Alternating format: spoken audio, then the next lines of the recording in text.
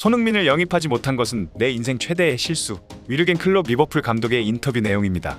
국가대표 축구 선수 손흥민이 마스크를 쓴 상태로 소속팀인 토트넘의 경기에 출전하였습니다.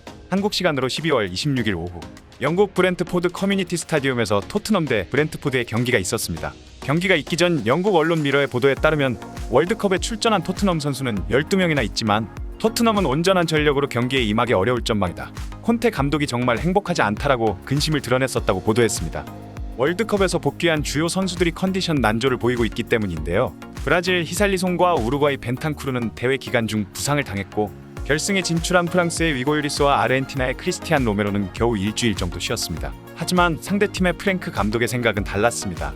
그는 기자회견에서 토트넘 소속 선수들이 월드컵에서 많은 시간을 뛰었다. 로메로와 요리스는 결승전에 출전했다. 다재다능한 페리시치는 4강에 올랐고 해리케인은 8강까지 뛰었다라고 운을 떼면서 콘테 말을 믿지 않는다며 그는 반드시 송케듀오를 출전시킬 것이라고 말했습니다. 경기 전부터 팽팽한 심리전이 있었던 것인데요. 이날 실제 출전 명단에는 일부 로테이션은 있었지만 케인, 손흥민을 포함한 주전 선수들이 대거 출전했습니다. 경기는 토트넘이 고전하며 결국 2대2로 비겼는데요. 경기 내용에 대해 많은 말들이 오가고 있습니다. 그 중심에는 손흥민 선수의 이적설까지 제기되고 있는 가운데 그날 있었던 경기 내용과 문제점에 대해 알아보겠습니다.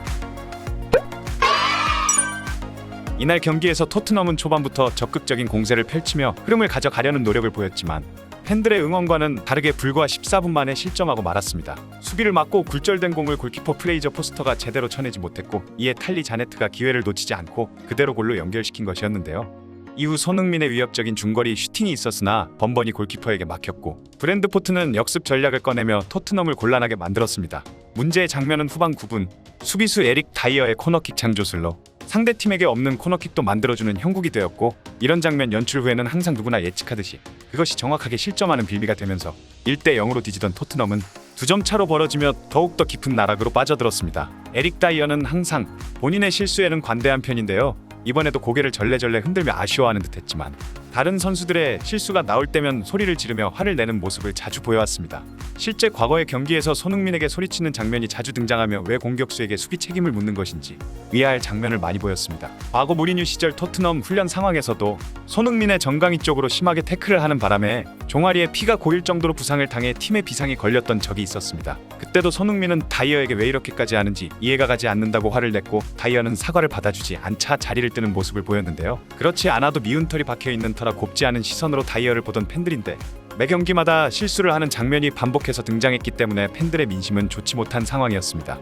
이번 경기는 월드컵 이후 치르는 첫 번째 공식 경기였기 때문에 팬들이 기대치는 상당했었는데요. 그런 상황에서의 다이어의 실수는 팀에게도 뼈아프게 다가왔으며 이번에도 역시나 비난을 피해 가지는 못했습니다. 팬들은 대환장 파티다. 이건 완전 호러쇼 아닌가? 대체 누구 편이냐라는 반응들을 보였습니다. 이날 문제는 그것뿐만이 아니었습니다. 이제는 말하기도 지치는 콘테 감독의 기용에 대해서도 많은 말들이 오갔는데요. 손흥민 억제기라 불리는 페리시치를 왜 손흥민과 기용하는지 이해가 안 되는 부분이 많았으며 결국 페리시치가 이전 경기와 같이 손흥민과 계속해서 동선이 겹치는 모습을 보이며 대체 무슨 전술인지 모를 느낌으로 경기는 진행되었습니다. 이뿐만 아니라 페리시치는 공을 잡으면 본인이 공격수처럼 아예 수비 라인을 비우고 가버리기 때문에 결국 손흥민 선수가 내려와서 수비를 하는 장면도 나왔습니다. 지난 9월 레스터 시티전 당시 카메라도 페리시치를 비추며 콘테 감독의 기용에 대해 우회적으로 불만을 표시했었는데요. 페리시치와 호흡이 맞지 않아 맘고생을 하던 손흥민이 페리시치가 나가자마자 놀라울 정도로 멋있는 가마차기를 왼발과 오른발 각각 한 골씩 2골을 몰아넣었고 후반 40분에는 추가골을 달성해 해트트릭을 해버린 것이었습니다. 그 순간 카메라는 손흥민과 페리시치를 번갈아 비추며 손흥민의 부진은 명확하게 페리시치 때문이라는 것을 표현하였습니다. 3개월이 지난 지금까지도 콘테 감독의 고집을 이해할 수가 없는 가운데 토트넘의 경기는 답답하게 흘러갔고 손흥민의 여러 돌파 시도들이 있었으나 결국 공격 포인트를 올리지는 못하였습니다. 우여곡절 끝에 케인과 호이비에르가 각각 한 점씩을 득점하여 토트넘은 겨우 2대2 무승부를 기록하게 되었습니다. 경기가 끝난 후 손흥민은 브렌트포드 선수들과 반갑게 인사를 나누며 역시나 인기를 실감하게 했는데요. 모든 선수들이 손흥민 선수에게 몰려와 인사를 나누었던 것입니다. 경기 결과에 대해 누리꾼들은 손흥민 이적만이 답이다. 손흥민 이적해라. 콘테 나가라 등등 불만을 표시했는데요. 경기는 비록 비겼지만 경기 내용에서는 너무도 납득할 수 없는 부분이 많았기 때문입니다. 그럴 만도 한 것이 손흥민 같은 능력치를 가진 선수가 흔하지 않은 바 비슷한 선수를 찾아 나서는 구단들이 많기 때문입니다. 25일자 풋볼 팬캐스트의 뉴캐슬의 이적에 관한 기사 내용을 보면 흡입차는 스타일과 스탯과 같은 다양한 면에서 손흥민과 흡사하다면서 흡이차가 뉴캐슬에 합류할 경우 손흥민과 같은 퍼포먼스를 펼칠 수 있다라고 보도하면서 뉴캐슬에게 손흥민과 비슷한 수준의 선수라면 무조건 영입해야 된다고 주장했습니다.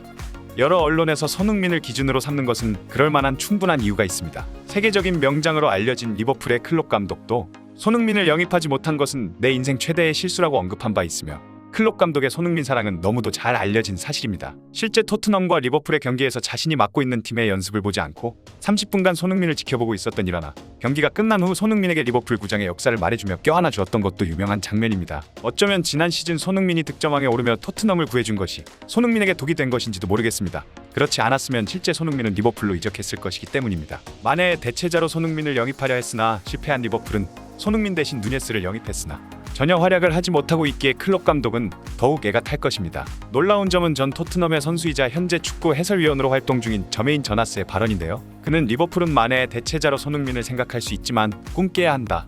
마네는 손흥민과 비교될 수 없다. 손흥민은 급이 다른 공격수이다라며 대체자가 아니라 한 단계 위의 레벨이라고 언급한 바 있습니다. 이처럼 다른 팀에서는 너무도 간절하게 원하는 선수가 손흥민이고 지난 시즌 득점왕을 이렇게 밖에 활용하지 못하는 토트넘의 전술을 이해할 수가 없기에 손흥민 선수는 이적만이 답이라는 말이 심심치 않게 나오는 것입니다.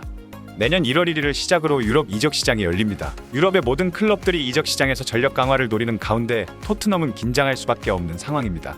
콘테 감독의 전술이 손흥민 선수에게 전혀 맞지 않기 때문에 언제든지 손흥민 선수는 이적할 가능성이 있으며 그렇다고 감독을 교체할 수도 없는 상황에서 토트넘에서 나갈 수 있는 가능성이 있는 선수가 토트넘의 간판 공격수인 송케듀, 다시 말해 손흥민과 해리케인이기 때문입니다.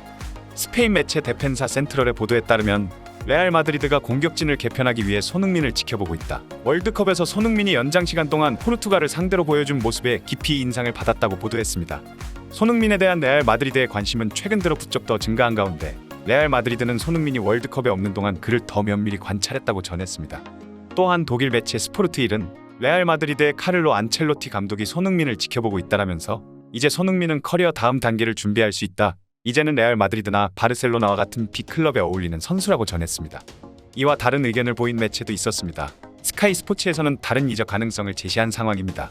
손흥민은 최근 레알 마드리드 이적설이 나왔으나 이 매체는 파리 생제르맹의 이적설을 제기하였습니다.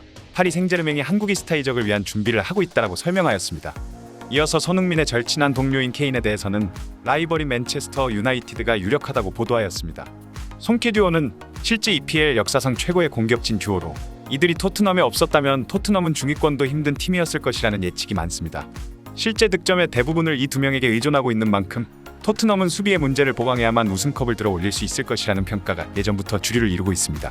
이들이 떠난다면 앞으로 사실상 국내 팬들도 더 이상 토트넘의 경기를 챙겨볼 이유조차 없는 팀이 될 수 있기 때문에 토트넘은 앞으로의 방향성에 대해 진지하게 고민해봐야 할 것입니다.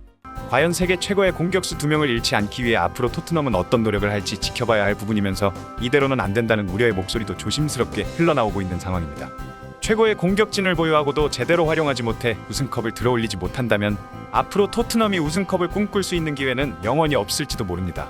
토트넘의 경기력이 하루빨리 개선되기를 바라면서 한편 타국에서도 여전히 부상 투혼을 발휘하고 있는 손흥민 선수를 응원합니다. 오늘 소식은 여기까지입니다. 앞으로 더 다양한 소식을 전달하는 채널이 되도록 노력할 것을 약속드리며 여러분의 구독, 좋아요는 많은 도움이 됩니다. 시청해주셔서 감사합니다.